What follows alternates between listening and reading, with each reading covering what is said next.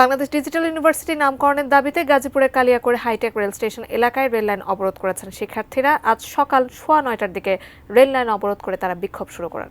এতে ঢাকার সঙ্গে উত্তরবঙ্গের রেল যোগাযোগ বন্ধ হয়ে গেছে। সেখান থেকে সরাসরি যুক্ত হচ্ছেন আমাদের প্রতিনিধি শিহাব খান। শিহাব, আপনার কাছ থেকে জানতে চাই, আসলে এই যে রেল যোগাযোগ বন্ধ হয়ে গেছে, প্রশাসনের থেকে কোনো রকম আশ্বাস দেওয়া হয়েছে কিনা এখনো পর্যন্ত?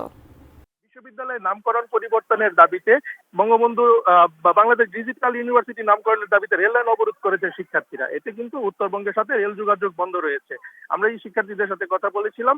শিক্ষার্থীরা জানিয়েছেন যে বঙ্গবন্ধু ইউনিভার্সিটির নাম পরিবর্তন করে গাজীপুর ডিজিটাল ইউনিভার্সিটি নাম করে গেজেট প্রকাশ করা হয়েছে, কিন্তু তারা সেই নামটি প্রত্যাখ্যান করেছেন। তাদের দাবি বিশ্ববিদ্যালয়ের নাম পরিবর্তন করে বাংলাদেশ ডিজিটাল বিশ্ববিদ্যালয়ের নাম নাম নাম রাখতে এবং দ্রুত সময়ের মধ্যেই কিন্তু সেই রকম একটা এবং ওই বাংলাদেশ ডিজিটাল ইউনিভার্সিটির নামের গেজেট প্রকাশ করার জন্য তারা কিন্তু